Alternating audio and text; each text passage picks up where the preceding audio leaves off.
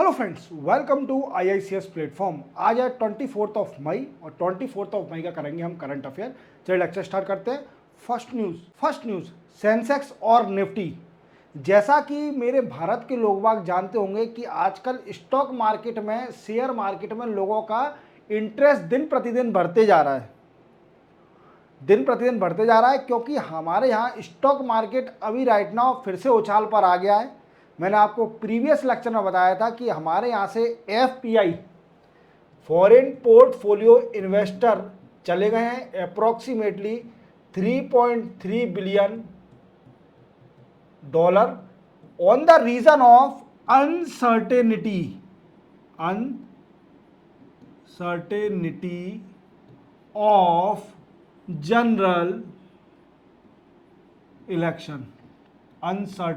Of general election.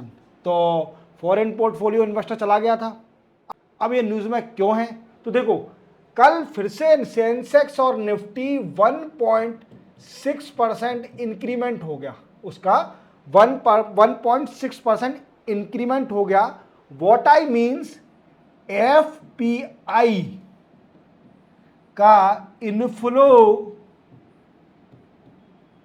हो गया है, अपनी कंट्री में इनफ्लो हो चुका है। मैंने आपको प्रीवियस लेक्चर में बताया था कि फॉरेन पोर्टफोलियो इन्वेस्टर वो इन्वेस्टर होते हैं जो कि बाहर के लोग होते हैं, दूसरी कंट्री के, और अपनी इंडिया की कंपनी पर इन्वेस्ट करते हैं, उनके शेयर खरीदते हैं। तो उसको बोलते हैं फॉरेन पोर्टफोलियो इन्वेस्टर। मतलब what I means that internationally लोग वो शेयर मार्केट पर अगर बिजनेस करते हैं, इंडिया के शेयर मार्केट पर, स्टॉक मार्केट पर, तो उसको बोला था फॉरेन पोर्टफोलियो इन्वेस्टर। मैंने प्रीवियस लेक्चर में ये बताया था कि हमारे इंडिया में जनरल इलेक्शन चल रहा है और उसके कारण क्या हो रहा है कि FPI चला गया था। अभी FPI छोड़ के चला गया था। और किस मार्केट में चला गया था? चाइना की मार्केट में इन्वेस्ट करने चला गया था, क्योंकि उनको लगा कि इंडिया में जनरल इलेक्शन चल रहा है और कोई पार्टी मतलब जीत नहीं सकती। अभी कोई किसी का डिसाइडेड नहीं है कौन जीतेगा और कैसी पॉलिसी वो बनाएगा। देन आफ्टर अभी फिर से आ गया है। अब ये आया क्यों है? ऐसा क्या हो गया इंडिया के अंदर कि इन्फ्लो फिर से हुआ?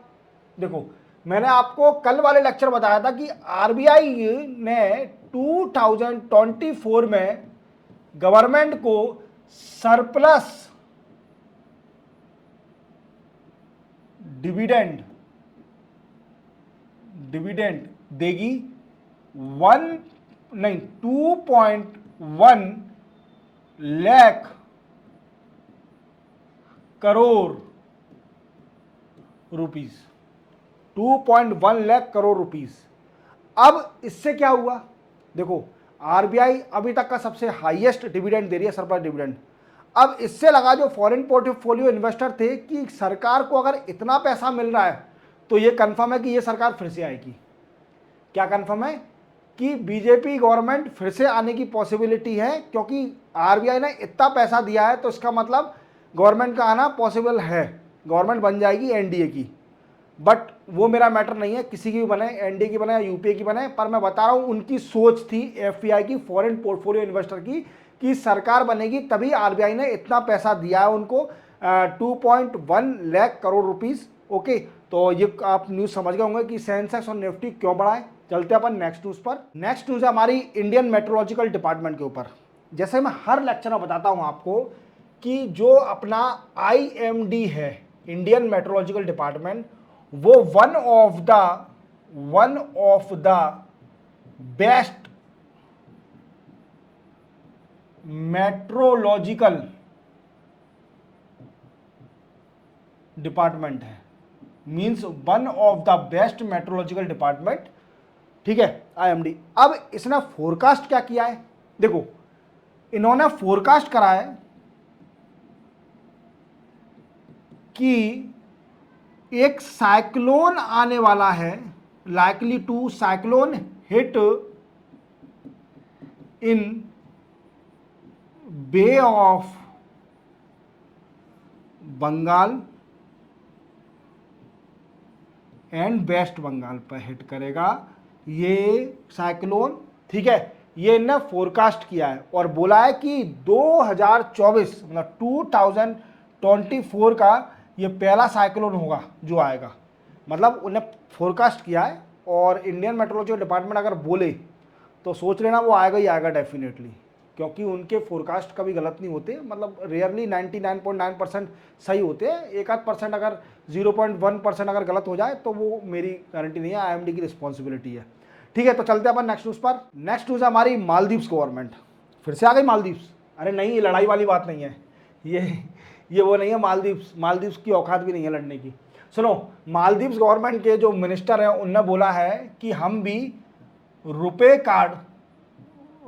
कार्ड को अपनी कंट्री में एडॉप्ट करेंगे। एडॉप्ट करेंगे, हमारी कंट्री में भी यूज करा जाएगा। अब ये रुपे कार्ड होता क्या है, तो देखो, रुपे कार्ड बनाया है नेशनल पेमेंट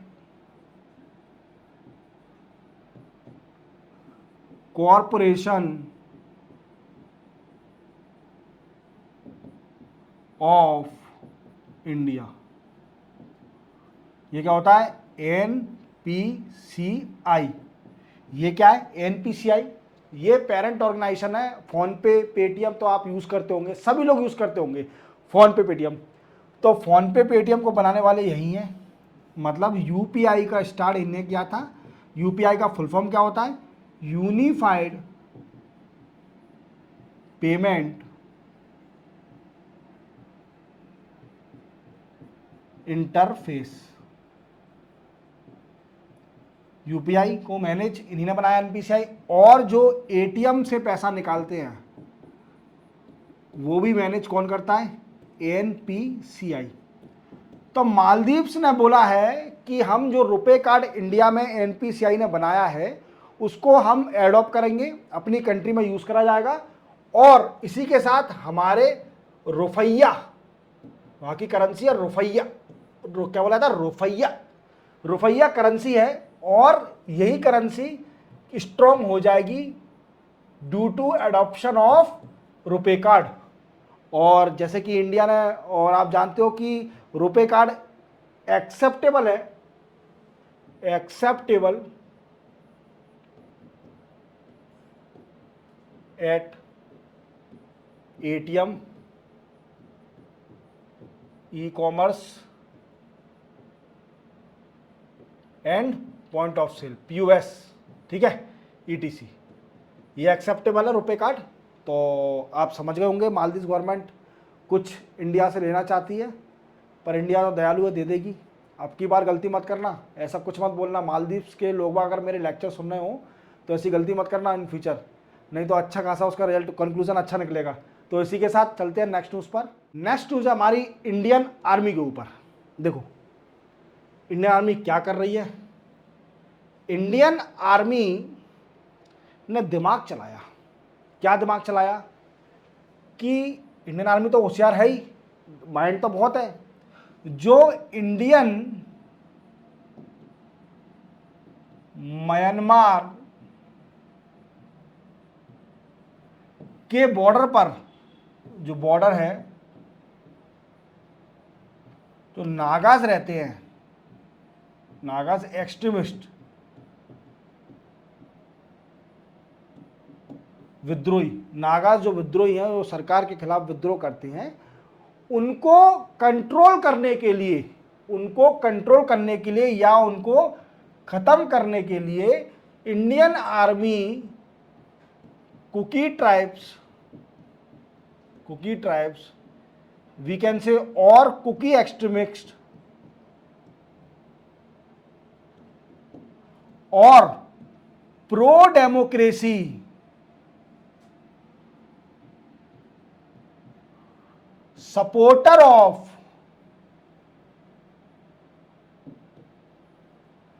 म्यांमार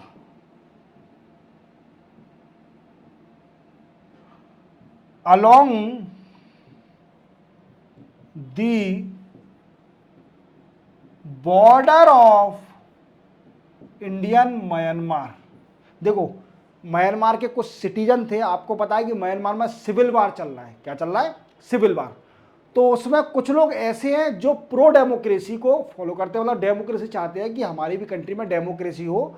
और वो लोग बाग जो इंडियन और म्यांमार के बॉर्डर पर रहते हैं, उनसे इंडियन आर्मी कोऑर्डिनेट करेगी टू फिनिश और to control the Naga extremist.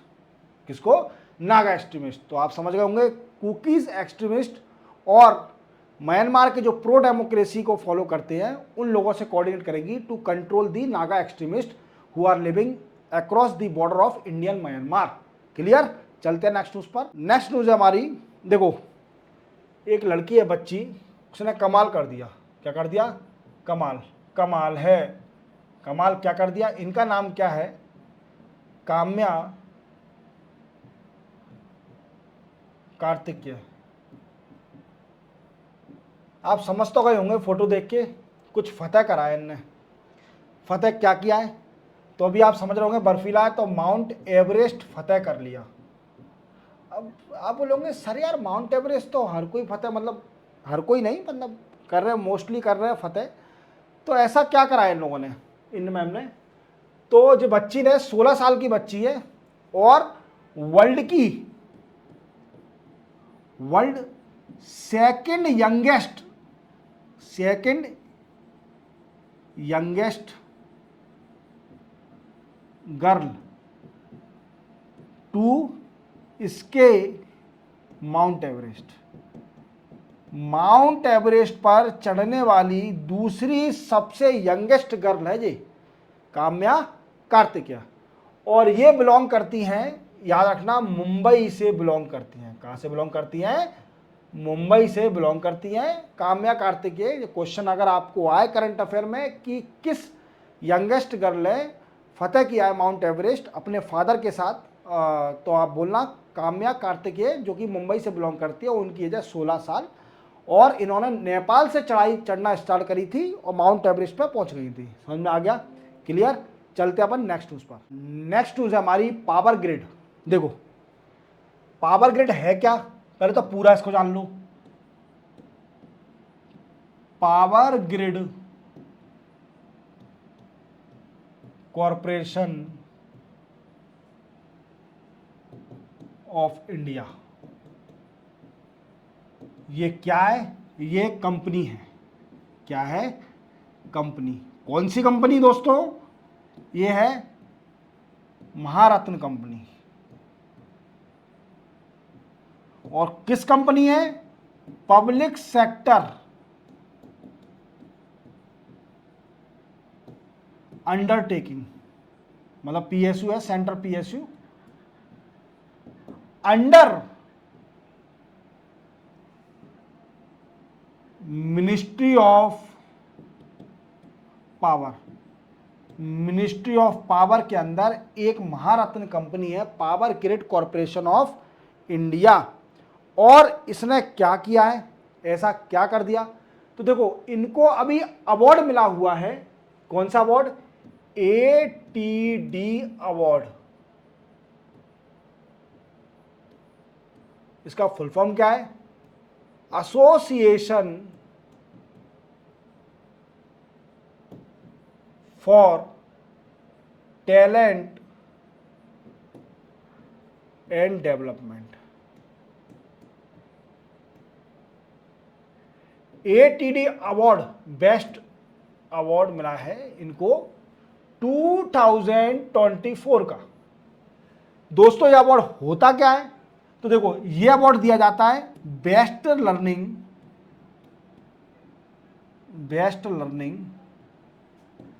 And development के लिए। किस लिए? बेस्ट लर्निंग एंड डेवलपमेंट के लिए।